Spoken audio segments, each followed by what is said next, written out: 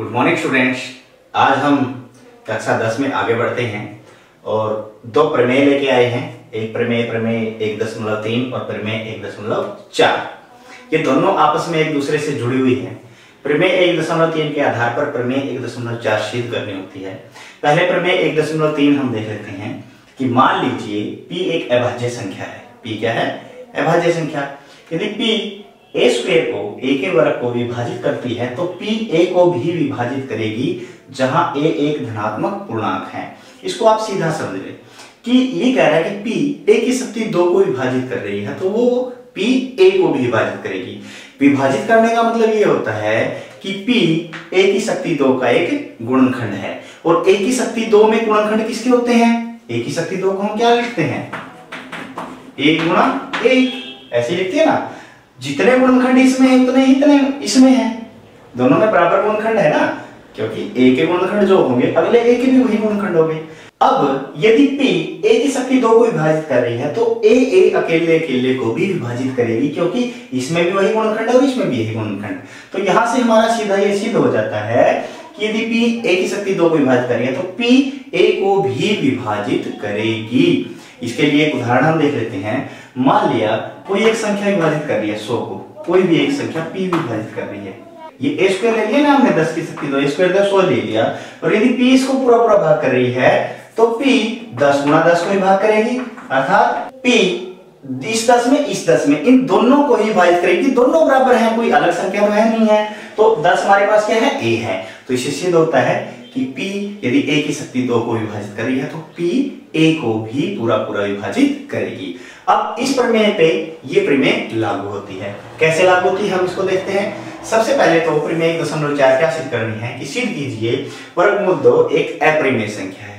अप्रिमेय संख्या सिद्ध करनी है तो हम मान लेते हैं कि माना वर्गमूल 2 एक परिमेय संख्या है।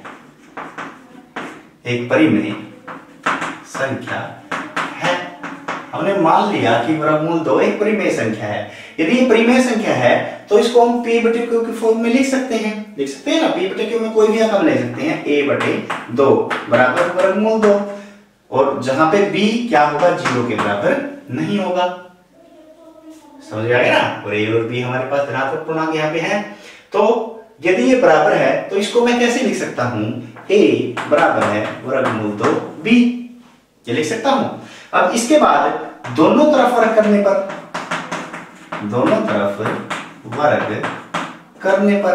यदि दोनों तरफ वर्ग करेंगे हम तो यहां वर्ग करेंगे a की शक्ति 2 हो जाएगा, और ये वर्गमूल 2 से वर्ग कट जाएगा और ये b की शक्ति 2। ठीक है, तो हमारे पास a की शक्ति 2 किसके बराबर आ गया? 2 b की शक्ति 2। इससे सिद्ध होता है कि a की शक्ति 2 को हम लिख सकते हैं 2 गुणा b की शक्ति 2।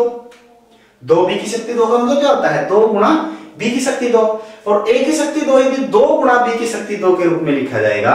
यहां से क्या सिद्ध हो गया कि 2 a की शक्ति 2 का एक गुणनखंड है। यदि गुणनखंड है और यह अभाज्य संख्या भी है, 2 गुणनखंड है, तो a की शक्ति 2 को ये पूरा पूरा भाग करेगी। यदि a की शक्ति 2 को पूरा भाग करेगी तो सिद्ध होता है कि प्रमेय 1.3 से ये सिद्ध हो गया कि 2a का भी गुणनखंड है। a का भी क्या है? गुणनखंड है। समझ आ गया? यहां तक हमने सिद्ध किया है कि जो 2 है वो a का एक गुणनखंड है। इसको यहां तक एक बार दोबारा देखें। माना वर्गमूल 2 एक परिमेय संख्या, हमने उल्टा मान लिया, परिमेय संख्या मान ली, और परिमेय संख्या को p/q की फॉर्म में लिख सकते हैं, तो a/b की फॉर्म में हमने लिख दिया इसको बराबर वर्गमूल 2, और b जहां पे 0 के बराबर नहीं है। अब a बराबर वर्गमूल b है तो दोनों तरफ हमने वर्ग कर दिया, ये b इधर ले जाके गुणा कर दिया ना हमने। वर्ग करने पर a की शक्ति 2 हो गया, वर्गमूल 2 का 2 हो गया, और b की शक्ति 2 यहाँ पे आ गया।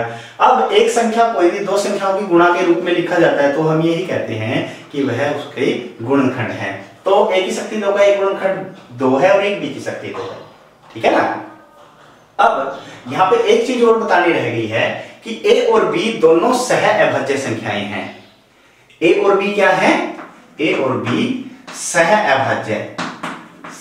अभाज्य संख्याएं हैं।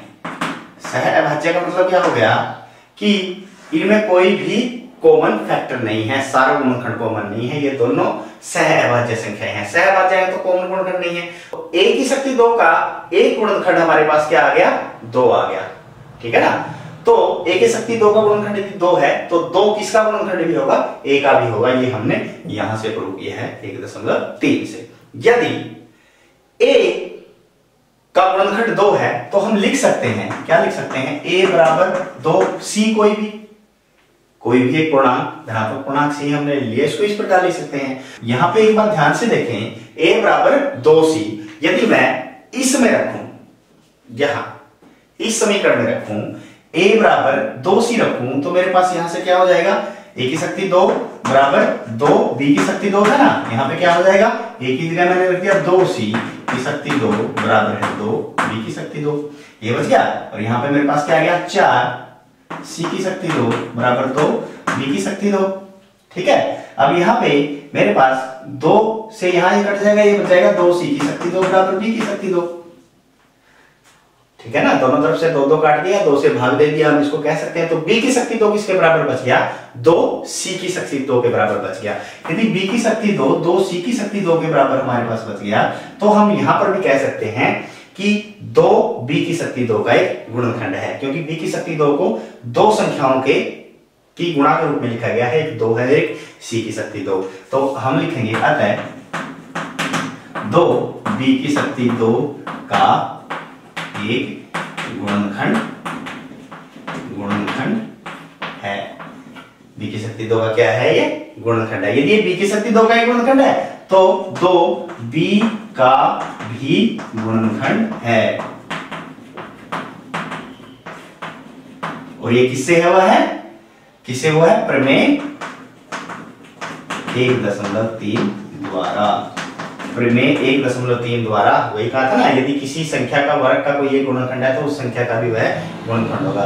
यदि b की शक्ति 2 का गुणनखंड 2 है तो 2b का भी गुणनखंड होगा। अब यहाँ पे हमने देखा कि b का गुणनखंड क्या आ गया, 2, और यहाँ पर a का गुणनखंड क्या था, वो भी 2। लेकिन यहां हमने माना था कि a और b क्या है, सहअभाज्य संख्याएं हैं। a और b क्या है, सहअभाज्य संख्याएं हैं। यदि ये सहअभाज्य संख्याएं हैं तो इनके अंदर कोई गुणनखंड कॉमन होना ही नहीं चाहिए। अर्थात यहां पर एक विरोधाभास उत्पन्न हो रहा है कि जो हमने कल्पना की थी कि वर्गमूल 2 एक परिमेय संख्या है, वो हमारी गलत थी। तो विरोधाभास है कि 2a और b दोनों का गुणनखंड नहीं हो सकता, क्योंकक्योंकि दोनों क्या हैं, सहअभाज्य